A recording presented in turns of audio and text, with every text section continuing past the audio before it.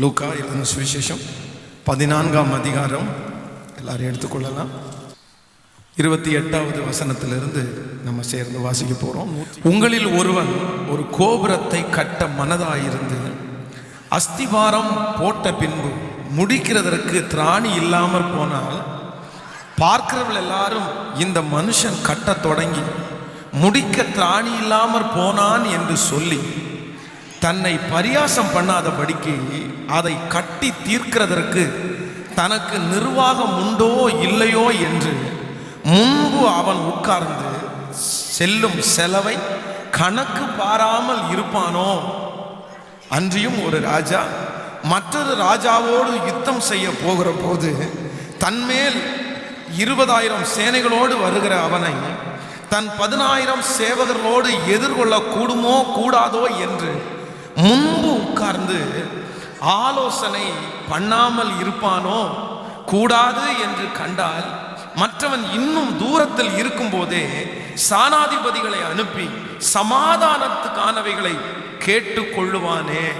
ஆண்டவருடைய பிள்ளைகளே, இந்த வேத பகுதியிலே ஆண்டவர் அநேக காரியங்களை தன்னுடைய பிள்ளைகளுக்கு ஆண்டவர் சொல்லி ஒரு உதாரணத்தை இந்த இடத்துல ஆண்டவர் பிள்ளைகளுக்கு சொல்லுகிறார். எப்பா, ஒருத்தன் ஒரு பெரிய கோபுரத்தை கட்ட போகிறான், இல்லைன்னா ஒரு மனிதன் ஒரு பெரிய வீட்டை கட்ட போகிறான்.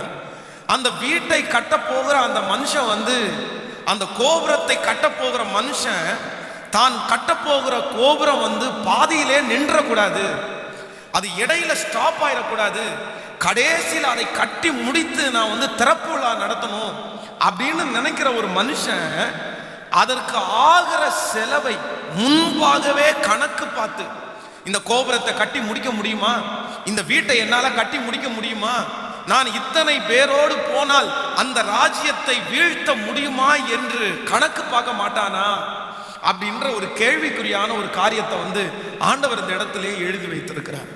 ஒரு தேவனுடைய பிள்ளையினுடைய வாழ்க்கையில ஒரு காரியத்தை குறித்து ஒரு முடிவு எடுக்கிறதற்கு முன்பாக ரொம்ப கவனமாய் வாழ வேண்டியது அவசியமாய் இருக்கிறது.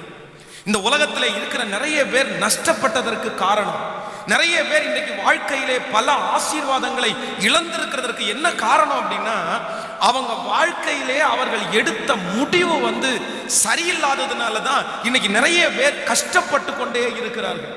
சின்ன வயசுல எடுக்கிற முடிவு, அறிவில்லாத வயசுல எடுக்கிற முடிவு, எத்தனையோ பேர் ஆலோசனை சொல்லியும் அது கேட்காமல் தங்களுடைய சுய இஷ்டத்திற்கு எடுக்கிற முடிவு, இப்படி உலகத்திலே இருக்கிற பல மனிதர்கள் தங்களுடைய முடிவினாலே தங்களுடைய வாழ்க்கையை அழித்துக் கொள்ளுகிறார்கள். நீங்க ரொம்ப கவனமா இருக்கணும். ஒரு காரியத்தை குறித்து நீங்க எடுக்கிற முடிவில் நீங்க சரியானவர்களா இல்லாவிட்டால் உங்க வாழ்க்கையில பெரிய பெரிய நஷ்டங்கள் உங்கள் வாழ்க்கையில நீங்கள் சந்திக்க முடியும். இந்த ஜெபத்துல கூட நிறைய பேர் அப்படிப்பட்ட சூழ்நிலையிலே இருப்பீர்கள். நான் ஒரு முடிவு எடுத்தேன் பாஸ்டர், 5 வருஷத்திற்கு முன்பாக எடுத்த ஒரு தவறான முடிவு, 3 ஆண்டுகளுக்கு முன்பாக எடுத்த ஒரு தவறான முடிவு, அதனால நான் எவ்வளவு இழந்துட்டேன், எத்தனை ஆசீர்வாதங்களை இழந்துட்டேன், என் வாழ்க்கையில ஒரு பெரிய பிரச்சனை, என் வாழ்க்கையில ஒரு பெரிய தோல்வி, பெரிய நஷ்டங்களை நான் ஏற்படுத்திட்டேன்னு எத்தனையோ பேர் இந்த ஜெபத்துல இருக்கலாம். ஆனா இன்றைக்கு ஒரு தீர்மானத்தை எடுங்க. ஒரு காரியத்தை குறித்த முடிவை எடுக்கும் போது நான் அவசரப்பட்ட அந்த முடிவை நான் எடுத்துட மாட்டேன். நீங்கள் 1 சாமுவேல் 21ஆம் அதிகாரத்தில் நீங்கள் 10வது வசனத்தை வாசிக்கும் போது அங்கே ஒரு வசனம் சொல்லப்படுகிறது, எடுத்துக்கொள்ளலாம். 1 சாமுவேல் 21ஆம் அதிகாரத்தில் 10வது வசனத்தை வாசிக்கும் போது, அன்றைய தினம் தாவீது எழுந்து சவுலுக்கு தப்பி ஓடி காத்தின் ராஜாவாகிய ஆகீசிடத்திற்கு போனான். ஆகீசின் ஊழியக்காரர் அவனை பார்த்து, தேசத்தின் ராஜாவாகிய தாவீது இவன் அல்லவா? சவுல் கொன்றது 1000, தாவீது கொன்றது 10,000 என்று இவனை குறித்தல்லவா ஆடல் பாடுகளோடு கொண்டாடினார்கள் என்றார்கள்.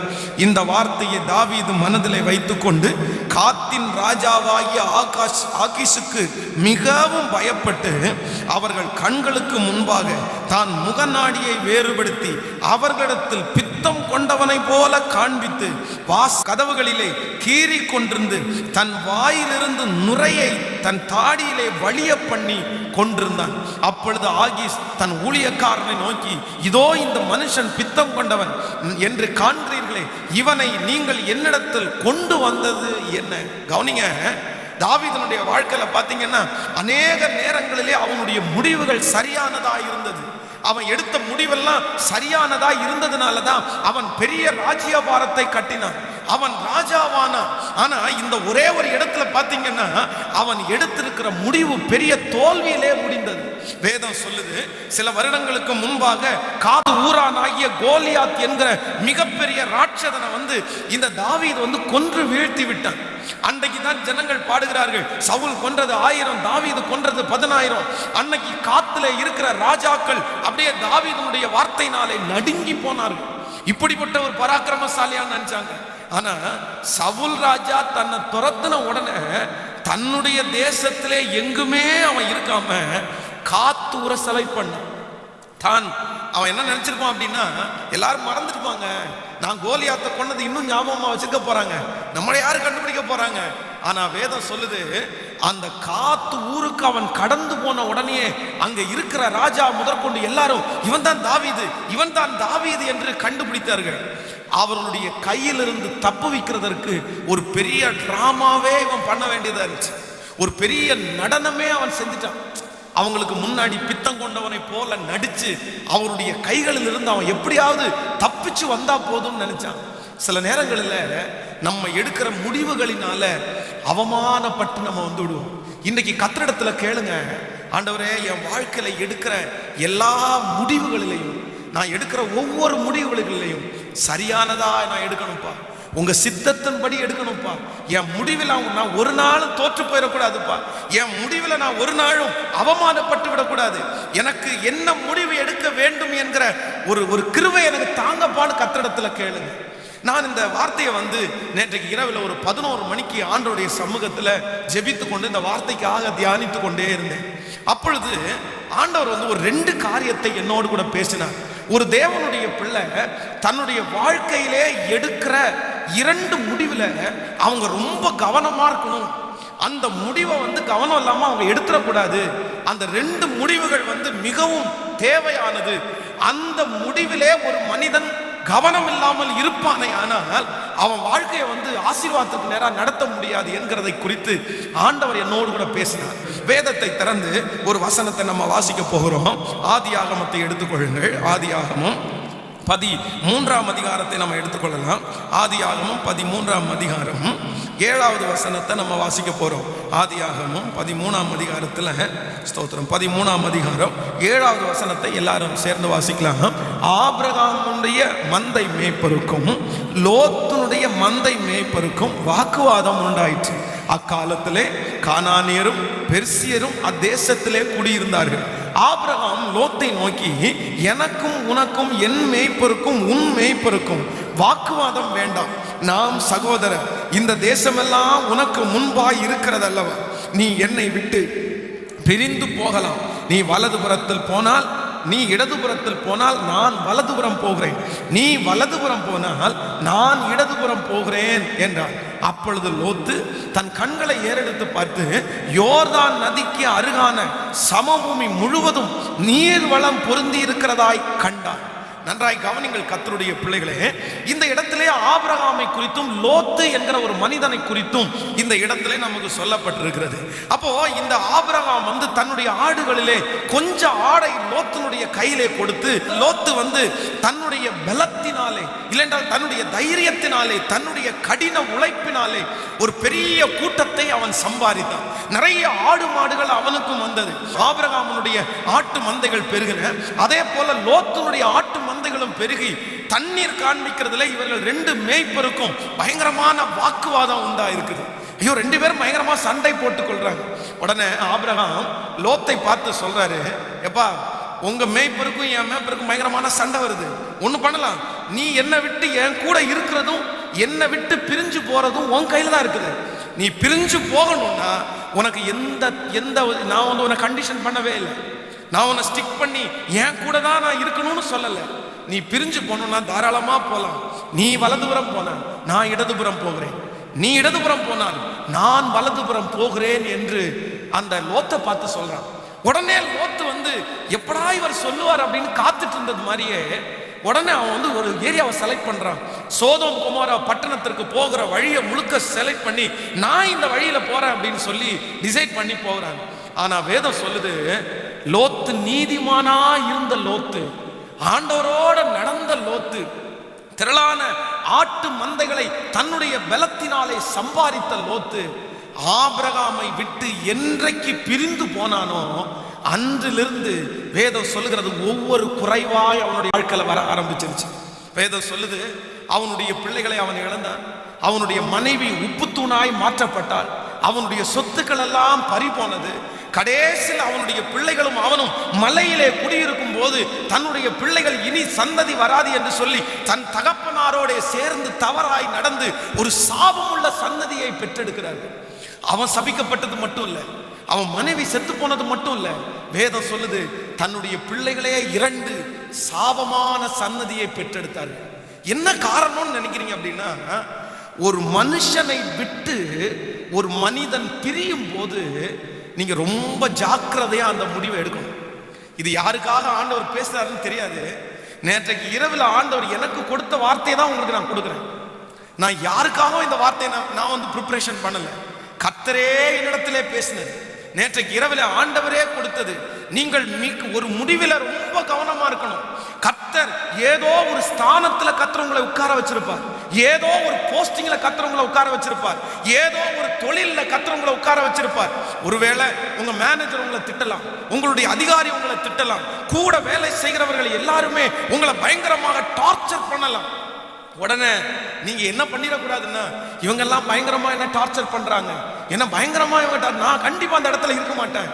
உடனே அந்த இடத்தை விட்டு பிரிந்து வருகிறதை குறித்து ஜாக்கிரதையா இருங்க. என்னுடைய 20 வருஷ ஊழிய அனுபவத்துல நான் நிறைய தோற்று போனவங்களை சந்திச்சேன். அவங்க தோற்று போன எல்லாருடைய லிஸ்ட்ல நான் எடுத்து பார்க்கும்போது அவங்களிடத்துல இருக்கிற ஒரு தேவையில்லாத குணம் என்னன்னா, அவர்கள் எந்த இடத்துலையும் அவர்கள் ஸ்டெடியா இருக்கலங்க. அவங்க அந்த தீர்மானம், அந்த முடிவை அவங்க சரியா எடுக்கல. யாராவது ஒருத்தர் பகைச்சிட்டாங்களா, யாராவது ஒருத்தர் பிரச்சனை பண்ணிட்டாங்களா, அவ்வளவுதான், நான் இந்த இடத்துல இருக்க மாட்டேன், நான் இந்த இடத்துல இருக்க மாட்டேன். இன்றைக்கு இந்த ஜெபத்தில் வந்திருக்கிறவர்கள் கூட நிறைய பேர், நீங்கள் ஒரு மனிதனை விட்டு பிரிகிற எடுக்கிற முடிவில் தவறான முடிவுகளை எடுத்ததுனால எல்லாவற்றையும் இழந்து போய் நிறைய பேர் இந்த இடத்துல இருக்கிறீர்கள். இல்ல, பொறுமையா இருங்க. வேதம் சொல்லுது, ஏற்ற காலத்தில் கர்த்தர் உங்களை உயர்த்தும்படிக்கு அவருடைய பலத்த கைக்குள் நீங்கள் அடங்கியிருங்கள். பிரிஞ்சு வர்றது ரொம்ப ஈஸி பிரதர், விட்டுட்டு வர்றது ரொம்ப ஈஸி பிரதர். அந்த இடத்துல இருந்து நீங்க சொல்லலாம். இதை விட நான் சொல்றேன், உங்களுடைய வளர்ச்சிக்கு தடையாக நான் சொல்லவில்லை. ஆண்டவர் ஒரு காலம் வரும், நீங்கள் உண்மையா அந்த இடத்துல ஊழியம் செய்யும் போது, நீங்க உண்மையா அந்த இடத்துல அந்த மேனேஜருக்கு கீழே இருக்கும் போது, நீங்க உண்மையா அந்த வேலையில செய்யும் போது, ஆண்டவரே உங்களை ஒரு நாள் உயர்த்துவார், ஆண்டவரே உங்களை ஒரு நாள் தூக்கி எடுப்பார், ஆண்டவரே உங்களை ஒரு நாள் ஆசீர்வதிப்பார். அன்றைக்கு கர்த்தர் உங்களை வெளியே கொண்டு வரும்போது நான் நம்புறேன், கர்த்தர் உங்களை வெறுமையா கொண்டு வர மாட்டாரு.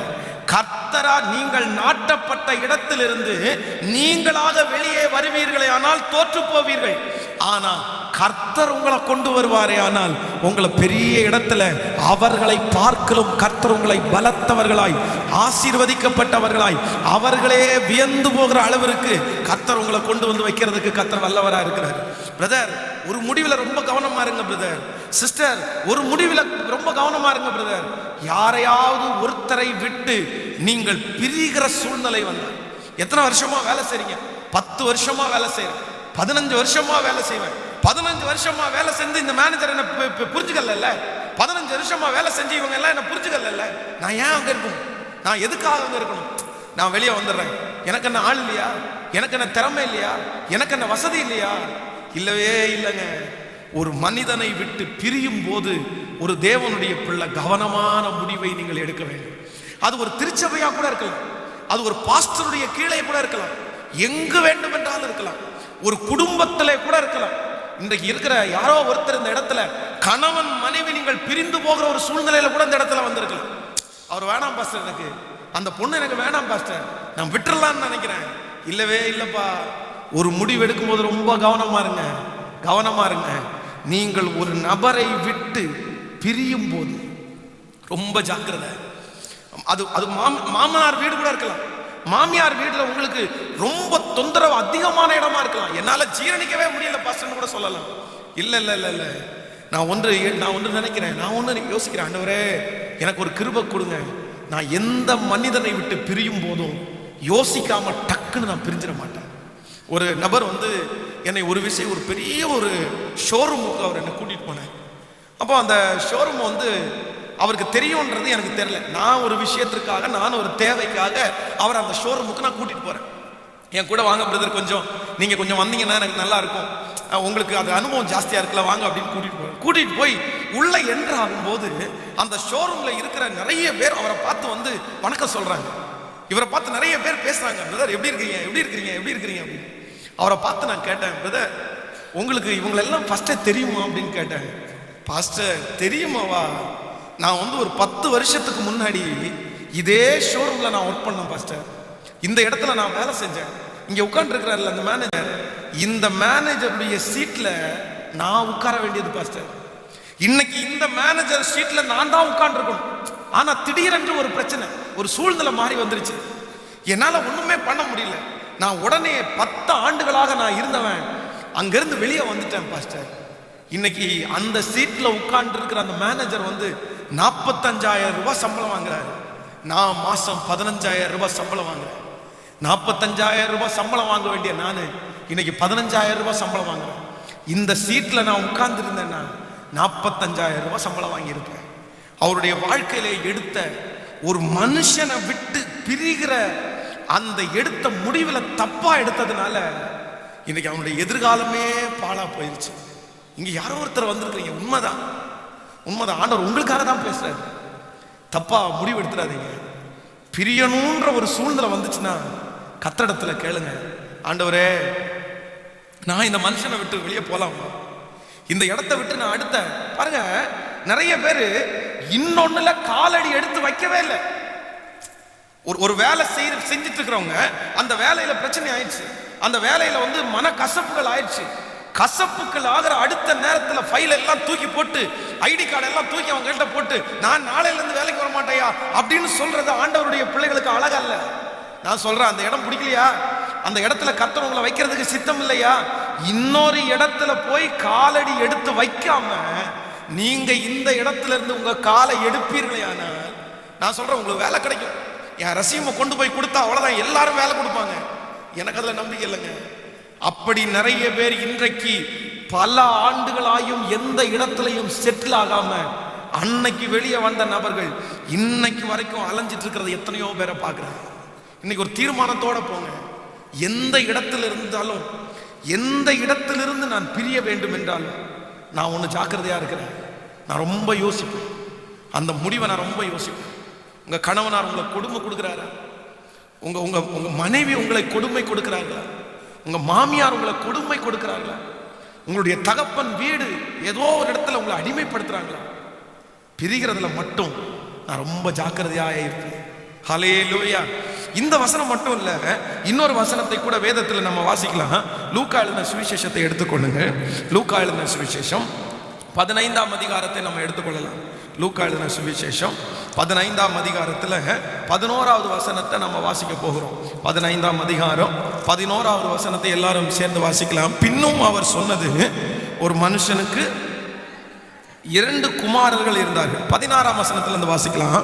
அப்பொழுது பன்றிகள் தின்கிற தவிட்டினாலே தன் வயிற்றை நிரப்ப ஆசையா இருந்தார். ஒருவனும் அதை அவனுக்கு கொடுக்கவில்லை. அவனுக்கு புத்தி தெளிந்த போது அவன் தன் தகப்பனுடைய கூலிக்காரர், எத்தனையோ பேருக்கு பூர்த்தியான சாப்பாடு இருக்கிறது, நானோ பசியினால் சாகிறேன். நான் எழுந்து என் தகப்பனிடத்திற்கு போய், தகப்பனே, பரத்திற்கு விரோதமாகவும் உமக்கு விரோதமாகவும் பாவம் செய்தேன். இனிமேல் உம்முடைய குமாரன் என்று சொல்லப்படுவதற்கு நான் பாத்திரன் அல்ல. உம்முடைய கூலிக்காரர்கள் ஒருவனாக என்னை வைத்துக் கொள்ளும் என்பேன் என்று சொல்லி எழுந்து புறப்பட்டு தன் தகப்பனாரிடத்திற்கு வந்தான். ஹல்லேலூயா. ஆண்டவருடைய பிள்ளைகளே, இந்த இடத்திலே இளைய சகோதரனை குறித்து வேதம் சொல்லுகிறது. இந்த இளைய சகோதரனுக்கு தன்னுடைய அப்பாவோட இருக்கிறது பயங்கரமா அவனுக்கு போர் அடிக்குது. அவங்க அப்பா வந்து திட்டிட்டே இருக்கிறார். அவங்க அப்பா அதை பண்ணாதப்பா, இதை பண்ணாதப்பா, நைட் லேட்டா வராதப்பா, செல்போனை நோண்டாதப்பா, அப்படி எல்லாம் பண்ணக்கூடாதுப்பா, ரொம்ப டார்ச்சர் பண்ணிட்டே இருக்கிறாரு. இவனால தாங்கவே முடியல. என்ன, இந்த அப்பாவோட இருக்கும்போது இந்த அப்பா பயங்கரமா நம்மளை டார்ச்சர் பண்ணிட்டே இருக்கிறாரு, இவரை விட்டு பிரிஞ்சு நம்ம ஃப்ரீயா இருக்கணும் அப்படின்னு நினைச்சேன். அவ்வளவுதான், ஃப்ரீ பேர்டா இருக்கணும். யாருமே நம்மளை கேள்வி கேட்க கூடாது, யாருமே நம்மளை ஸ்ட்ரிக்ட் பண்ணக்கூடாது, யாருடைய கண்ட்ரோல்ல நான் இருக்க மாட்டேன். நான் ஒரு முடிவெடுக்க போறேன், என் வீட்டில இருந்து நான் வெளியே வர போறேன். தன்னுடைய தகப்பனாரிடத்துல போய் சண்டை போடுறான், எனக்கு உள்ள சொத்தெல்லாம் பிரிச்சு கொடுங்க, நான் வெளிதூரத்துக்கு போறேன் அப்படின்னு சொல்லி தன்னுடைய சொத்தெல்லாம் தன்னுடைய தகப்பனாரிடத்திலிருந்து பிரித்து வாங்கி அந்த பணத்தை எடுத்துக்கொண்டு தன் நண்பர்களோடு சேர்ந்து அவன் தூரமாய் பிரயாணப்பட்டு போனான். வேதம் சொல்லுது, அவனிடத்துல பணம் இருக்கும்போது நிறைய நண்பர்கள் அவனுக்கு இருந்தார்கள். அவனுடைய பணத்தை பயங்கரமாய் அவன் செலவு செய்தான். அவனுடைய சகோதரன் சொல்லும் போது சொல்லுகிறான், அவனுடைய பணத்தை வேசிகளிடத்தில் அவன் செலவு செய்தான். அவனை ஸ்டிக் பண்றதற்கு யாரும் இல்லை, அவனை கண்டிக்கிறதற்கு யாரும் இல்லை. இன்னைக்கு கூட இந்த ஜபத்துல இருக்கிற நிறைய பேர் ஏன் வெளியே போகணும்னு நினைக்கிறாங்க அப்படின்னா, எங்களை யாரோ ஒருத்தர் கண்டிக்கிறதுனால தான் வெளியே போகணும்னு நினைக்கிறாங்க. என்னை யாரும் கண்டிக்க கூடாது, என்னை யாரும் சொல்லக்கூடாது, நான் ஃப்ரீயா இருக்கணும், நான் இன்னொருத்தருடைய கண்ட்ரோல்ல இருக்க மாட்டேன். ஆனா வேதம் சொல்லுது, தன் தகப்பனாரை விட்டு பிரிந்து தன்னுடைய நண்பர்களோடு சேர்ந்து போனவன் தன்னுடைய பணத்தை எல்லாம் இழந்துட்டான், தன்னுடைய பரிசுத்தத்தை இழந்துட்டான். வேதம் சொல்லுகிறது, கடைசியாக அவனுக்கு அந்த சாப்பிடுறதற்கு பசி எடுக்கும் போது தன்னுடைய வயிற்றுக்கு தவிடு கூட அவனுக்கு கிடைக்கலையாம், பன்றிக்கு கொடுக்கிற சாப்பாடு கூட அவனுக்கு கிடைக்கலையாமா. காரணம் என்னன்னு நினைக்கிறீங்க? தன்னுடைய வாழ்க்கையில தன்னை நேசிக்கிற ஒரு தகப்பனாட்டை விட்டு பிரியணும்னு நினைச்சதுதாங்க, பிரியணும்னு நினைச்சதுதான். நிறைய பிள்ளைகள் அப்பா அம்மாவோட இருக்கிறது நிறைய பேருக்கு பிடிக்கல. பாருங்க, இந்த பிள்ளைங்க எல்லாம் படிச்சு முடிச்ச உடனே, +2 படிச்சு முடிச்ச உடனே நிறைய பிள்ளைங்க இன்னைக்கு என்ன பண்றாங்க தெரியுமா? என்னை வெளியூருக்கு அனுப்புங்க, என்னை வெளியூர் அனுப்புங்க, நான் வெளியூருக்கு போகணும். நீங்க நிறைய பேர் அதனால சென்னைக்கு போறவங்க, கோயம்புத்தூருக்கு வந்தவங்க எல்லாரும் கெட்டவங்கன்ற லிஸ்ட்ல நான் சொல்லலை. நிறைய பேர் வெளியூருக்கு போகணும், நான் வெளியூர் போறேன், உங்க கூட எல்லாம் இருக்க மாட்டேன், பணம் சம்பாதிக்கணும், நம்ம வாழ்க்கையில முன்னேறணும், கடவுள் நம்ம கூட இருக்கிறாரு, நம்ம குடும்பத்தை நம்ம காப்பாற்றணும் அப்படின்னு நினைச்சிட்டு வெளியே வர்றவங்கள நான் சொல்லலை. அப்பா அம்மாவுடைய தொந்தரவுக்காக நிறைய பேர் வீட்டில் பிள்ளைங்க நச்சி என்னை வெளியூருக்கு, பாருங்க, வெளியூர் போனதற்கு பிறகு அவங்கள ஸ்டிக் பண்றதற்கு யாருமே இல்லை. கோயம்புத்தூர்ல நடக்கிற அதிகமான பாவங்கள், கோயம்புத்தூர்ல நடக்கிற அக்கிரமங்கள், நிறைய வாலிப பிள்ளைகள், வாலிப பசங்க நைட்டு நீங்க அவினாஷ் ரோட்ல நீங்க நைட்டு பார்த்தீங்க அப்படின்னா 12 மணிக்கு 1 மணிக்கு பைக் எடுத்துட்டு எத்தனை பேர் சுத்துறாங்க தெரியும். அதுவும் இந்த பிள்ளைங்க ஃபர்ஸ்ட் எல்லாம் பார்த்தீங்கன்னா அந்த முகத்தோட சேர்த்து மூடிக்கிறாங்க, கட்டிக்கிறாங்க. நானும் ரொம்ப நாள் எனக்கு தெரியல எதுக்குடா இந்த முகத்தெல்லாம் கட்டிக்கிறாங்க. நான் உடனே நினைச்சேன், இந்த பிள்ளைங்களை தெரியாதா, கையிலையும் காலையும் நிறைய க்ளவுஸ் எல்லாம் போட்டிருப்பாங்களே, சரி வெயில் படாமல் இருக்கிறதுக்காக தான் ஒருவேளை இப்படி எல்லாம் கட்டுறாங்க அப்படின்னு நினைச்சேன். அப்புறம் தான் ஒருத்தர் சாயந்தரம் 7 மணிக்கு கட்டிட்டு உட்காந்துருக்காங்க. 7 மணிக்கு எதுக்குடா இந்த முகம் மூடி கொள்ள மாதிரி இப்படி கட்டிட்டு உட்காந்துருக்காங்க? பார்த்தா யாரும் முகத்தை பார்க்க கூடாதுன்றதுக்காக ஏதோ ஒன்றை மறைத்து அவங்களுடைய வாழ்க்கையை நாசம் பண்ணி அசுத்த பாவத்துல விழுந்து தன்னுடைய வாழ்க்கையை சீரழித்த எத்தனையோ பேருடைய வாழ்க்கையை கண்ணால பார்த்துருக்கிறேன். காரணம் என்ன தெரியுமா? அப்பா அம்மா விட்டு பிரிஞ்சிடும், தகப்பனையும் தாயையும் விட்டு பிரிஞ்சு இவங்க என்ன ரொம்ப ஸ்ட்ரிக்ட் பண்றாங்க, இவங்க என்ன ரொம்ப கடினமா நடத்துறாங்க, நான் வெளியூருக்கு போறேன்னு நினைச்சு நீங்களா கர்த்தருடைய சித்தம் இல்லாம தவறான ஒரு முடிவை எடுத்து அவசரப்படுறாதீங்க. ஒரு தேவனுடைய பிள்ளை எந்த முடிவில் ரொம்ப கவனமா இருக்கணும்னா, கர்த்தர் உங்களுக்கு கொடுத்திருக்கிற யாரோ ஒரு நபர் ஏதோ ஒரு அதிகாரத்திற்கு கர்த்தர் உங்களை உடன்பட்டு வச்சிருக்கிறார் அப்படின்னா நீங்க அவசரப்பட்டு டக்குன்னு ஒரு முடிவெடுத்து வெளியே வந்துடாதீங்க. அதான் நான் சொல்லுவேன், ஆராதனை நேரத்தில் கூட சொன்னேன், 20 லட்சம் ஜனங்களை ஆண்டவர் நடத்துவதற்காக அடுத்து ஒரு லீடரை கர்த்தர் தேடுறாரு. அந்த லீடரை மோசே யாருக்கு முன்னாடியும் பப்ளிசிட் பண்ணவே இல்லை, அடுத்த லீடர்னு யார்கிட்டையும் சொல்லவே இல்லை. வேதம் சொல்லுது, கர்த்தரே அவனை வெளியே கொண்டு வந்தார். அவனுடைய அங்கலாய்ப்பு கர்த்தர் பார்த்தார், அவனுடைய ஜெபத்தை கர்த்தர் பார்த்தார், அவனுடைய கீழ்ப்படிதலை கர்த்தர் பார்த்தார். ஜோஷுவாவை குறித்து வேதம் சொல்லுது, அவன் அவ்வளவு கீழ்ப்படிதல் உள்ளவனா இருந்தான், அவ்வளவு அடங்கி இருந்தான். ஆண்டவர் அவனை வெளியே கொண்டு வந்தார். நான் சொல்றேன், கர்த்தர் உங்களோட இருப்பாரே, ஆனால் உங்களை நிச்சயம் ஒரு நாள் அநேகருக்கு சாட்சியாய் நிறுத்துவார். ஹல்லேலூயா. நீங்க என்ன பண்ணுங்க அப்படின்னா, கொட்டுறவங்க குட்டட்டும் ஆண்டவரே, திட்டுறவங்க திட்டட்டும் ஆண்டவரே, ஆனா நானா எந்த முயற்சியும் எடுக்கல. நீர் என்னை உயர்த்த வேண்டும் என்று நினைப்பீரையானால் அவங்களே என்னை வெளியே தள்ளட்டும். ஆமேன்னு சொல்லுங்க. என்னுடைய ஊழிய அனுபவத்தில் நான் சொல்றேன், எனக்குன்னு கொடுக்கப்பட்டது எங்க பாஸ்டர் இ ஜெபமணி.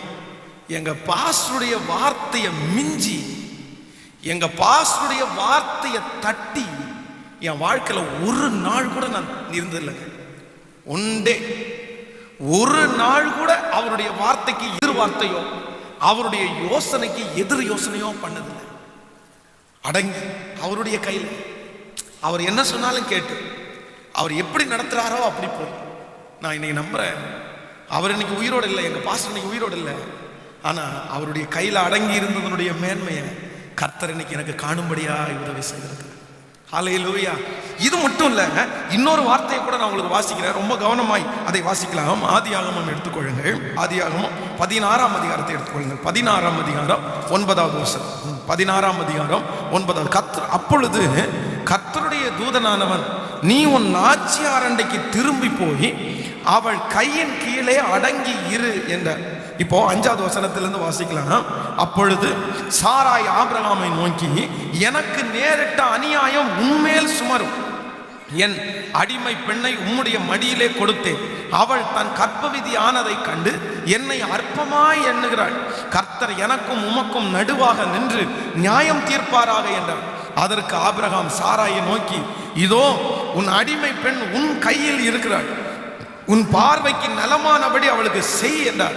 அப்பொழுது சாராய் அவளை கடினமாய் நடத்தினபடியால் அவளை விட்டு ஓடி போனாள்.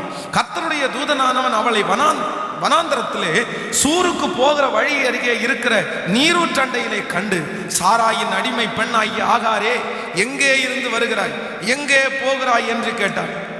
அவள், நான் என் நாச்சியாராகிய சாராளை விட்டு ஓடி போகிறேன் என்றாள். அப்பொழுது கர்த்தருடைய தூதனானவன், உன் நாச்சியார் அண்டைக்கு திரும்ப போய் அவள் கையின் கீழே அடங்கி இரு என்றார். அல்லேலூயா. என்ன சொல்றாரு தூதனானவன்? உன்னுடைய நாச்சியார் அண்டைக்கு திரும்ப போய் அவளுடைய கையின் கீழே அடங்கி இரு. நல்லா கவனிங்க இந்த சிச்சுவேஷனை. அந்த தனக்கு ஒரு குழந்தை பிறக்க போகுதுன்னு தெரிஞ்ச உடனே இந்த ஆகாருக்கு பயங்கரமான பெருமை வந்துருச்சு. உடனே சாராளை அற்பமாய் நினைக்கிறேன், தன்னுடைய எஜமாட்டியை அற்பமா நினைச்ச உடனே அவளுக்கு ரொம்ப வருத்தமாயிருது. ஆபிரகாமை போட்டு திட்டுறாங்க, அப்பா என்ன நடந்துச்சு, ஏன் இது அடிமை பெண் அல்லவா, உன் கையில கொடுத்தேன், இன்னைக்கு அவளே என்ன தூசிக்கிற அளவுக்கு ஆயிடுச்சே. ஆபிரகாம் வந்து கைவிட்ட, நீ உன்னுடைய அடிமை பெண்ணு, அவளுக்கு என்ன வேணாலும் நீ செஞ்சுக்கோ, நான் இதுல தலையிட மாட்டேன். அந்த ஆகாரை சாராள் வந்து கடினமாய் நடத்துகிறாள். அங்க வா, இங்க வா, அதை பண்ணு, இதை பண்ணு, பாத்திரம் விளக்குனியா, தண்ணி எடுத்து வச்சியா, என்ன பிரச்சனை உனக்கு, ஏன் செய்யல அப்படின்னு திட்ட அவளால இருக்க முடியல. ரொம்ப கொடுமையா இருக்குது. உடனே ஒரு டிசைட் பண்ணிட்டா, நான் இந்த வீட்டில் இனி இருக்க முடியாது. தன்னுடைய கர்ப்பிணியா இருக்கிறாள், தன்னுடைய வயிற்றுல குழந்தை இருக்குது. இதோடு சேர்ந்து வீட்டை விட்டு ஓடி வரும்போது தூதனானவன் இடல சந்திக்கிறார்.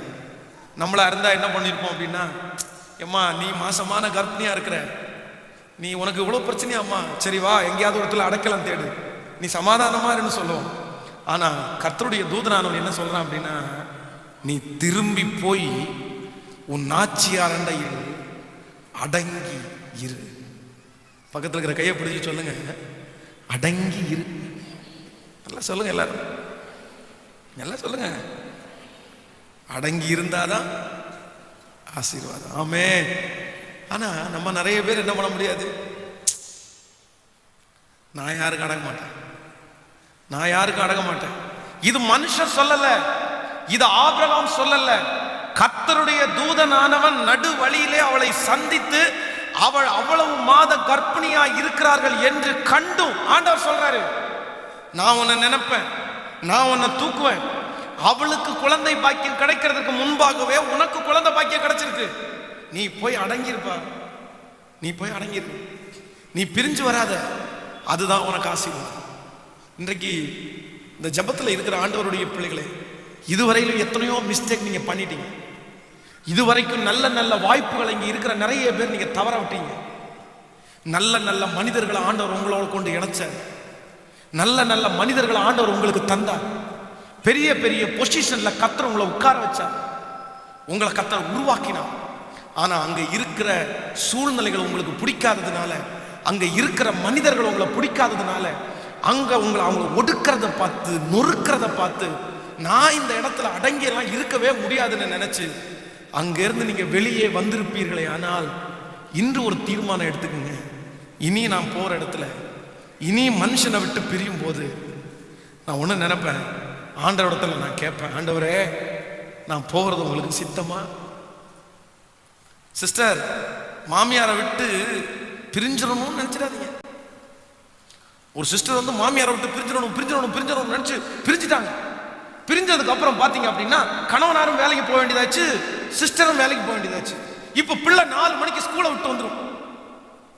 மாமியாரோட இருக்கும்போது பிள்ளை 4 மணிக்கு ஸ்கூலை விட்டு வரும்போது இந்த அம்மாவுக்கு எந்த கவலையுமே இல்லை. ஏன் அப்படின்னா பிள்ளை ஸ்கூல் விட்டு வந்த உடனே பிள்ளைக்கு சாப்பாடு போட்டு பிள்ளைய டியூஷன்ல மாமியாரே உட்கார வச்சிருவாங்க. ஆனா இப்ப மாமியாரை விட்டு பிரிஞ்ச உடனே பயங்கரமான ஒரு ஜெயம். என் மாமியை விட்டு நான் வெளியே வந்துட்டேன், கணவனாரை இழுத்துட்டு வந்துட்டேன்ல, அவ தொந்தரவு தாங்கவே முடியல, பயங்கரமான டார்ச்சர். இப்ப 4 மணிக்கு உட்கார்ந்து அவங்க மண்டையை சொல்லிட்டு உட்காந்துருக்காங்க. ஆண்டவரே, பிள்ளை அந்த பிள்ளைய 6 மணிக்கு மேல 8 மணிக்கு வேலை போய் விசாரிச்சு, அந்த குழந்தை படிப்புல ரொம்ப ஸ்லோவாகி படிக்க முடியாம மன அழுத்தத்துக்குள்ள போய், இந்த பிரச்சனை எல்லாம் எதுக்குங்க வந்துச்சு? எதுக்கு இந்த பிரச்சனை வந்துச்சு? பிரிவினை. கர்த்தர் உங்க இடத்துல ஒரு இடத்துல நட்டுட்டாருன்னா, கர்த்தர் உங்க இடத்துல ஒரு இடத்துல உட்கார வச்சுட்டாருன்னா, நீங்களாம் தூக்குற வரைக்கும் இந்த இடத்தை விட்டு எத்தனை சோதனை வந்தாலும் நான் போக மாட்டேன். ஆண்டவரே, கையை உயர்த்தி ஒரு அலையில சொல்லுங்க. எத்தனை பேர் விசுவாசிக்கிறீங்க? பக்கத்தில் இருக்கிற கையை பிடிச்சி சொல்லுங்க. அந்த இடத்துல ஆண்டவர் உங்களை ஆசீர்வதிக்கிறதற்காகத்தான் சோதனை அனுமதிக்கிறார். அந்த இடத்துல ஆண்டவர் உங்களை ஆசீர்வதிக்கிறதற்காக தான் பக்கத்துல வேலை செய்யறவங்க உங்களை திட்டுறாங்க. சொல்லுங்க, நல்லா சொல்லுங்க.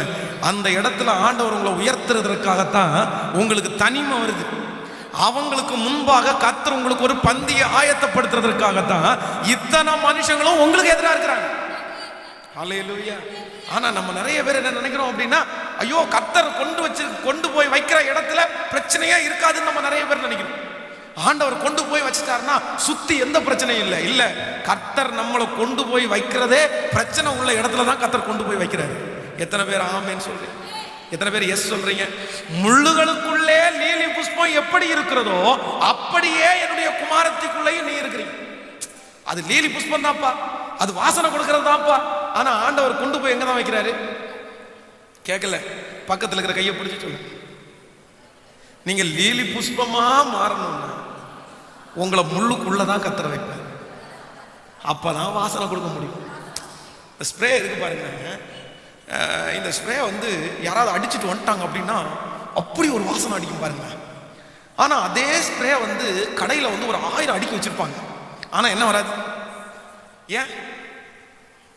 அந்த அந்த மூடியை திறந்து ஒரு அமுத்துனாதான் அது வாசனை வரும். அதே போல லீலி புஷ்பம் ஏன் வாசனை கொடுக்குதுன்னா, காத்து அடிக்கும் போது அந்த லீலி புஷ்பத்துக்கு சுத்தி இருக்கிற முள்ளு வந்து காத்து அடிக்கும் போது அந்த லீலி புஷ்பம் மேல குத்துமா.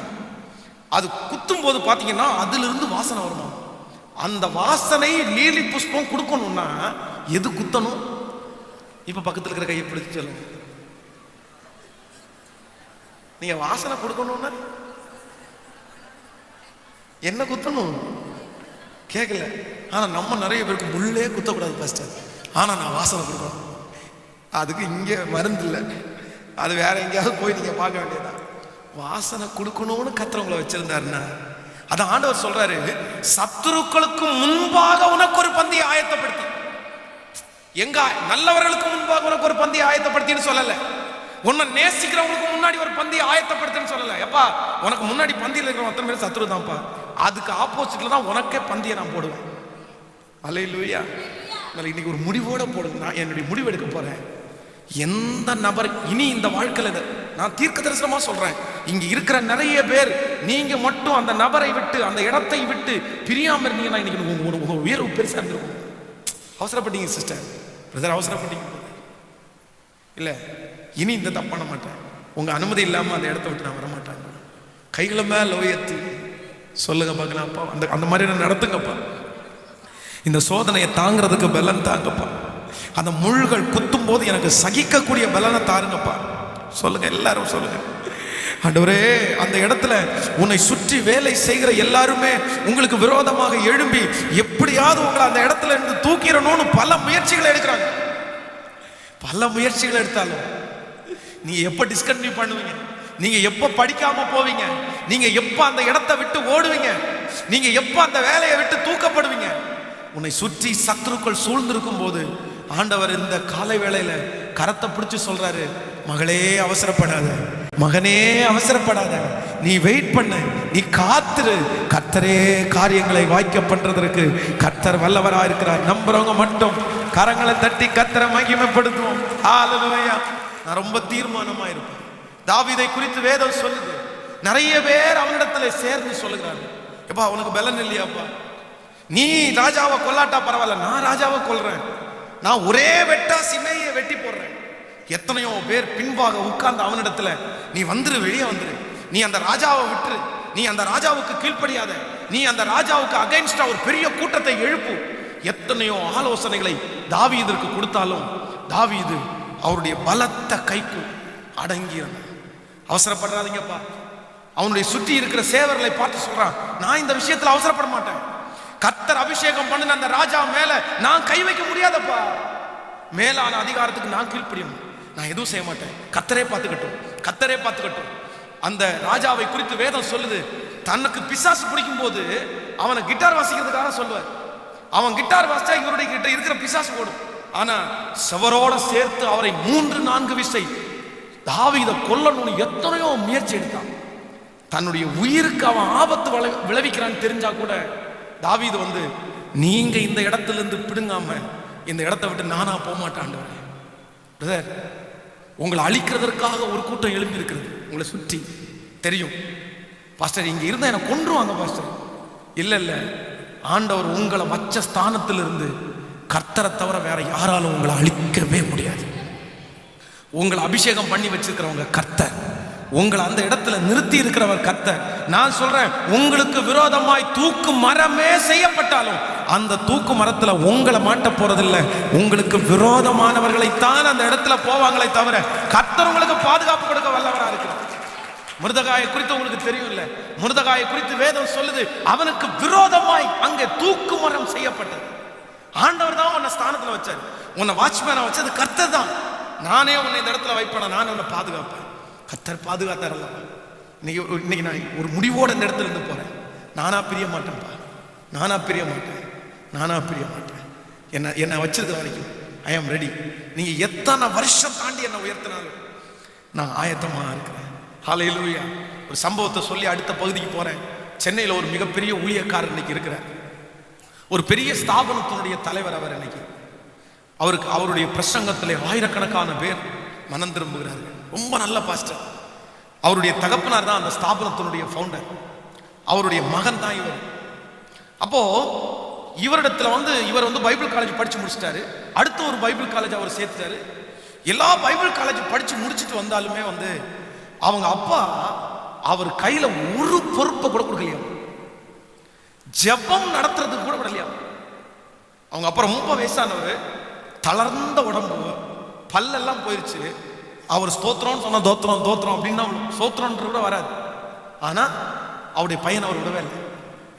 நிறைய ஊழியர்கள் அவரிடத்துல சொன்னாங்களாம், என்னப்பா எத்தனை காலம் தான் நீ உங்க அப்பாவுக்குள்ள இருப்ப, நீ உருவாக வேண்டாமா, நீ உங்க அப்பாட்ட கேட்டு பொறுப்பெல்லாம் எடு அப்படின்னு. ஆனா அவர் ஸ்ட்ராங்கா பைபிள் காலேஜ் முடிக்கும் போது ஒரு டிசிஷன் எடுத்தார். ஆண்டவரே, எங்க அப்பாவா பார்த்து என் பொறுப்பை என் கையில கொடுக்காம நான் இந்த பொறுப்புல சேர மாட்டேன் ஆண்டவரேன்னு சொன்னேன். எத்தனை வருஷம் காத்திருந்தா தெரியுமா? 35 years, 35 வருஷம். 35 வருஷம் வரைக்கும் அவங்க அப்பா ஒரு சான்ஸ் கூட கொடுக்கலையா. அந்த ஒரு கொஞ்சம் தலை எடுக்கிறதுக்கு அப்புறம் அவங்க அப்பா கடைசியில் மரண படுக்கையில் இன்னைக்கு நைட்டு மரணம் அடைகிறாரு. அவன் பையனை கூப்பிட்டு சொன்னாராம்மா, என் பைபிளை எடுத்துட்டு வான்னு சொல்லியிருக்காரு. உடனே இவர் போய் பைபிள் இவருக்கு 50 பக்கத்தில் ஆகிப்போச்சு. பைபிளை எடுத்து கொடுத்த உடனே அந்த பைபிளை கையில் வாங்கிட்டு ஸ்தோத்திரம் பண்ணிட்டு அவர் கையில் கொடுத்தாரு.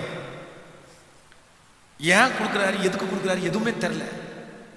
அந்த பைபிளை கையில் வாங்கும் போது அவருடைய உயிர் போயிடுச்சான். உடனே அவர் நினைச்சாரம்மா, சரி அப்பா என் கையில் பைபிள் கொடுத்தாரு. அதற்கு பிறகு அந்த ஸ்தாபனத்தை அவர் பொறுப்பெடுத்தார், அந்த ஊழியத்தை பொறுப்பெடுத்தார். அவருடைய தகப்பனார் இறந்து 6 மாதத்திற்குள்ள 500 பேர் இந்த விசுவாசி 1000 பேராக மாற்றப்பட்டாங்க. இன்னைக்கு ஒரு பெரிய ஒரு தேவனுடைய மனுஷனா சென்னையில் ஊழியம் செய்றாரு. காத்துருங்க, பொறுத்துருங்க, சகிச்சுக்குங்க.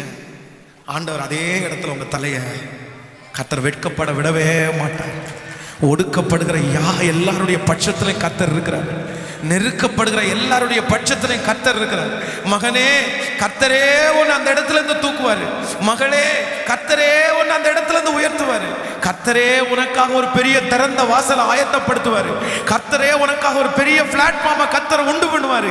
அன்றைக்கு கர்த்தர் உன்னை அந்த இடத்துல இருந்து எடுத்து உயர்த்தி கர்த்தர் உனக்காக ஆயத்தம் பண்ண அந்த இடத்துல வைக்கும் போது உன்னை வெட்கப்படுத்தின, உன் மனம் சலிக்கிறது போல பேசின, உன்னை அவமானப்படுத்தின, உன்னை வேண்டாம் என்று சொன்ன அத்தனை பேருடைய கண்களும் ஆச்சரியப்படுற அளவிற்கு நீ அவர்களை பார்க்கிலும் பலத்த ஜாதியாய், அவர்களை பார்க்கிலும் கர்த்தர் அவர்கள் கண்களுக்கு முன்பாய் உன்னை மேன்மைப்படுத்த வல்லவராயிருக்கிறார். அவர்களை பார்க்கிலும் பலத்த ஜாதியா கர்த்தர் உங்களை வைப்பார். ஹல்லேலூயா. 2 கையை மேல உயர்த்தி ஆண்டவரிடத்துல சொல்லு, நீங்க என்ன உயர்த்துற வரைக்கும் சொல்லுங்க, சத்தத்தை உயர்த்தி, நீங்க என்ன அந்த இடத்துல இருந்து எடுக்கிற வரைக்கும், நீங்க என் கையில் அந்த போஸ்டிங்க கொடுக்கிற வரைக்கும், நீங்க உயர்வை என் கையில தர்ற வரைக்கும், எத்தனை சோதனை வந்தாலும், எத்தனை பாடு வந்தாலும், எத்தனை அவமானம் வந்தாலும், ஐ ஆம் வெயிட், நான் வெயிட் பண்ணுவேன்னு சொல்றவங்க கையை மேல உயர்த்தி ஏசப்பட்ட சத்தமா சொல்லுங்க, நான் காத்திருப்பாண்டவரேன்னு சொல்லுங்க பார்க்கலாம். காத்திருப்பாண்டவரே, காத்திருப்பாண்டவரே. ஹல்லேலூயா. உங்களை எல்லாரும் ஜெபத்துக்குள்ள நான் அனுப்ப போறேன். இந்த ஒரு விஷயத்தை சொல்லி உங்களை நான் முடிக்க ஆசைப்படுறேன். திருவிருந்துக்கு நம்ம எல்லாரும் போக போறோம்.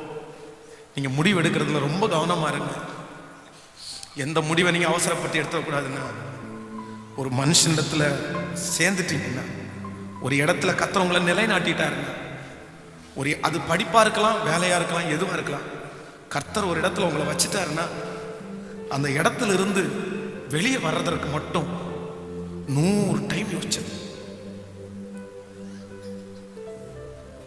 இன்னைக்கு உங்கள்கிட்ட சொல்றவங்க எல்லாம் நாளைக்கு இருக்க மாட்டாங்க. கர்த்தர் உங்களை அந்த இடத்துல இருந்து ஆசீர்வதிக்கணும்னு சித்தம் வச்சாருன்னா, உங்களை அந்த இடத்துல இருந்து புடுங்கணும்னு சத்ரு அதை விட பெரிய முயற்சி எடுப்பான். ஹலோ ஹலோ வாலிப தம்பிங்க, தங்கச்சிங்க, கேட்குறீங்களா? கர்த்தர் ஒரு இடத்துல இருந்து உன்னை ஆசீர்வதிக்கணும்னு நினைச்சாருன்னா, அந்த இடத்துல இருந்து உங்களை எடுக்கணும்னு பிசாசு அதை விட பெரிய முயற்சி எடுப்பான். ஆனா அவனுடைய தந்திரங்களை தெரிஞ்சு, உன்னுடைய யோசனைகளை, நான் என்னமோ நினைக்கிறேன், இந்த திருச்சபையில யாரோ ஒருத்தர் டைவர்ஸ் நோட்டீஸோட இருப்பீங்க. இந்த கணவனார் எனக்கு வேண்டாம், இந்த மனைவி எனக்கு வேண்டாம், யாரோ ஒருத்தர் இருப்பீங்க. யாரோ கர்த்தர் இல்லைன்னா பேச மாட்டாரு. நேற்றைக்கு இரவு 12 மணிக்கு ஆண்டவர் அந்த வார்த்தை என்னோட பேசுற, இல்லைன்னா ஏதோ ஒரு வேலை ஸ்தலத்துல நெருக்கம் தாங்க முடியாம நான் ரிசைன் லெட்டர் கொடுக்க போறேன்ற ஒரு சூழ்நிலை நீங்க இருப்பீங்க. இல்லைன்னா படிப்புல நீங்க சுற்றி இருக்கிறவங்க எல்லாரும் உங்களை ரொம்ப டார்ச்சர் பண்ணி தனிமையா இருக்கிறதுனால இந்த படிப்பை எனக்கு வேண்டாம்னு நிறைய பேர் யாரோ ஒருத்தர் நினைக்கலாம். யாருக்காக ஆண்டவர் இந்த வார்த்தையை பேசுறாருன்னு எனக்கு தெரியாது. ஆண்டவர் சொல்றாரு, வெயிட், காத்திரு, காத்திரு, ஏற்ற காலம் வரும். கர்த்தரே உன் கையை பிடிச்ச லிஃப்ட் பண்ணி அழகா அவங்களை கொண்டு போய் கர்த்தர் அந்த இடத்துல உங்களை உருவாக்குறாரு. கர்த்தர் அந்த இடத்துல உங்களை ரொம்ப மோல்டு பண்றாரு. ஒரு பெரிய லக்குக்காக, ஒரு பெரிய உயர்வுக்காக கர்த்தர் இந்த இடத்துல வச்சுதான் உங்களை உருவாக்குறார். உங்களை உருவாக்குறதுக்கு ஆண்டவர் வச்ச நபர் உங்களை விட குறைவானவரா இருக்கலாம், உங்களை விட படிப்பு இல்லாதவரா இருக்கலாம், உங்களை விட வசதி இல்லாதவரா இருக்கலாம். நீங்க சொல்லலாம், ஆண்டவரை இந்த இவெல்லாம் நம்மளை பார்த்து பேசுறானே, அப்படிதான் கர்த்தர் வைப்பார். பயப்படாதீங்க, பயப்படாதீங்க. மிரட்டலை பார்த்து பயப்படாதீங்க, அரசியலை பார்த்து பயப்படாதீங்க, எதுக்கும் பயப்பட வேண்டாம். உங்களை வச்சவர் கர்த்தர், உங்களை உட்கார வச்சவர் கர்த்தர். ஆமோதிக்கிறீங்களா பிரதர், சிஸ்டர்? ஆமோதிக்கிறீங்களா? எத்தனை பேர் ஆமோதிக்கிறீங்க?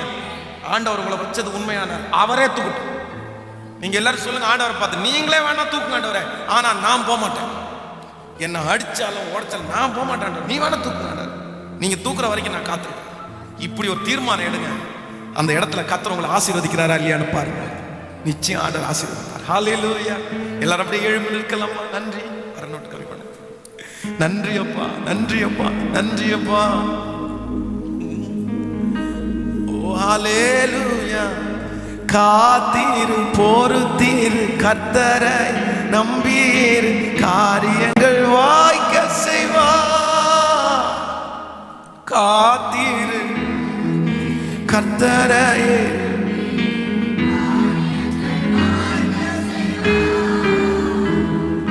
உன் சார்பில் செயலாற்றுவார். இயேசு என் சார்பில் செயலாற்றுவார். அறுநூட்டு கற்பனை. நன்றி.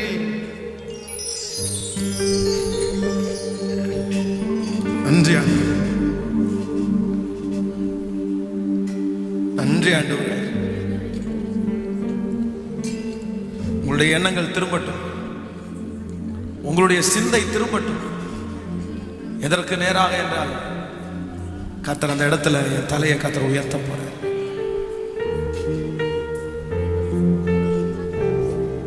பதினாலு ஆண்டுகள் யோசேப்பை கர்த்தர் சொகுசான இடத்துல கர்த்தர் உட்கார வைக்கல. 14 வருஷம் ஆண்டவர் அவனை பாடுகள் மத்தியில தான் கர்த்தர் உட்கார வச்சார். எதிரிகள் மத்தியில தான் ஆண்டவர் அவனை உட்கார வச்சார். சிறைச்சாலையில தான் ஆண்டவர் அவனை உட்கார வச்சார். ஆனால் 14 வருஷம் தாண்டினதற்கு பிறகு ஆண்டவர் அவனை தூக்கி எடுத்தார். கர்த்தர் உயர்த்தினார். கண்மலையின் மேல அவனுடைய அடிகளை கர்த்தர் ஸ்திரப்படுத்தினார். உங்களுக்கு அதான் நடக்க போகுது. கர்த்தர் தான் செய்ய போறார். நம்புறவங்க மட்டும் கையை மேல உயர்த்தி, இதுவரையும் இழந்துட்டப்பா, எனக்கு நிறைய பொறுமையை தாங்கப்பான்னு கேளு.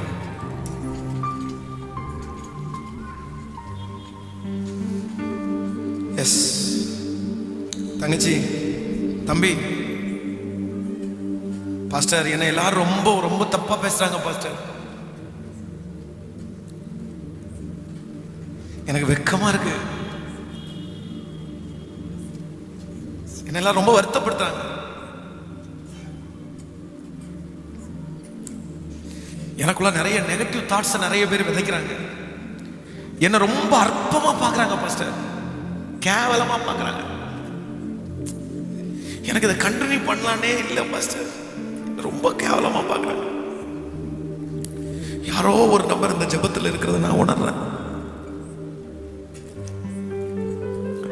எல்லா இடத்துலயும் நான் ரொம்ப பெரிய ஆள் பாஸ்டர், ஆனா என் வீட்டுல மட்டும் நான் ரொம்ப கேவலமான ஒரு மனுஷன். என்னை யாருமே மதிக்கிறது இல்லை.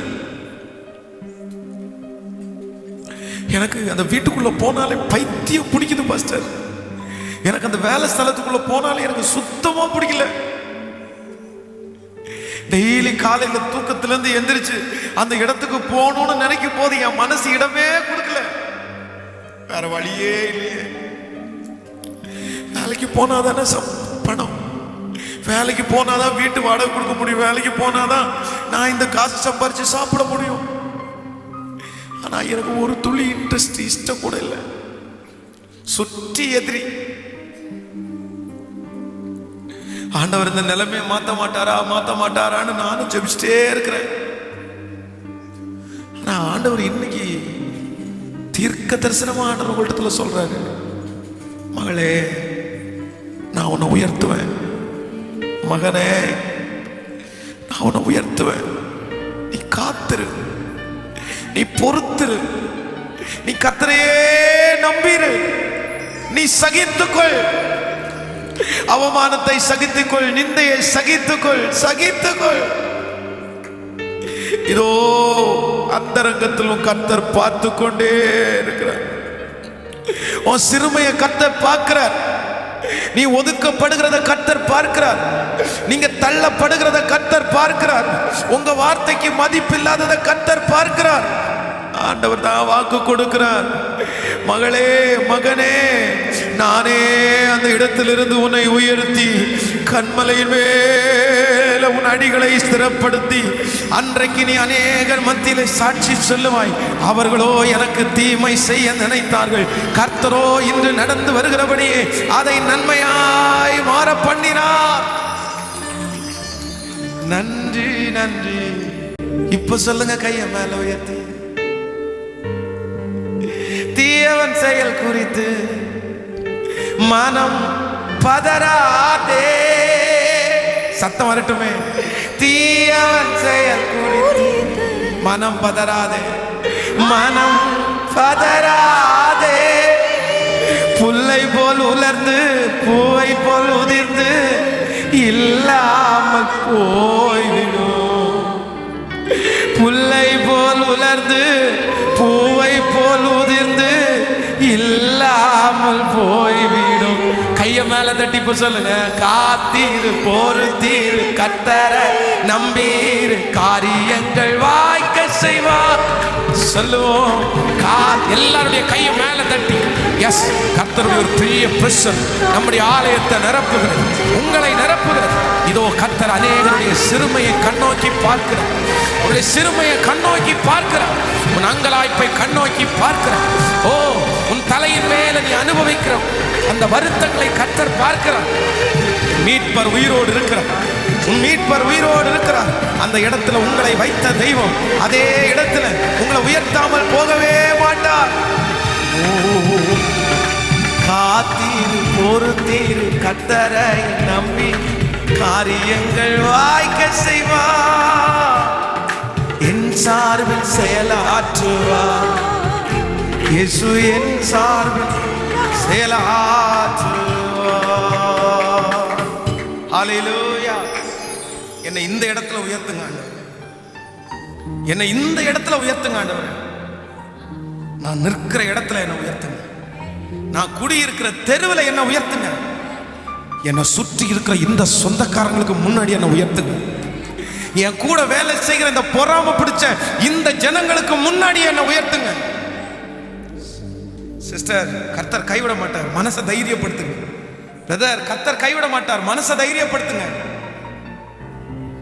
அந்த இடத்துல ஒரு பெரிய உயர்வு கர்த்தர் வச்சிருக்கிறார். எஸ் பிதாவே, உங்களுடைய பிள்ளைகள் ஒவ்வொருவருக்காக நான் ஜெபிக்கிறேன். நாங்கள் எடுக்கிற முடிவில் மனுஷனை விட்டு நீங்க எங்களுக்கு கொடுத்திருக்கிற சில அதிகாரங்கள் சில மனிதர்களை விட்டு பிரிகிறதுல நாங்கள் ரொம்ப கவனமா இருக்க வெள்ளம் தாருங்க. உங்க பிள்ளைகள் 1000 மடங்கு ஆசீர்வதிக்கும். கிருபை எப்பொழுதும் அவங்களை தங்கட்டும். இயேசுவின் மூலம் ஜெபம் எடுக்கிறோம் நல்ல பிதாவே.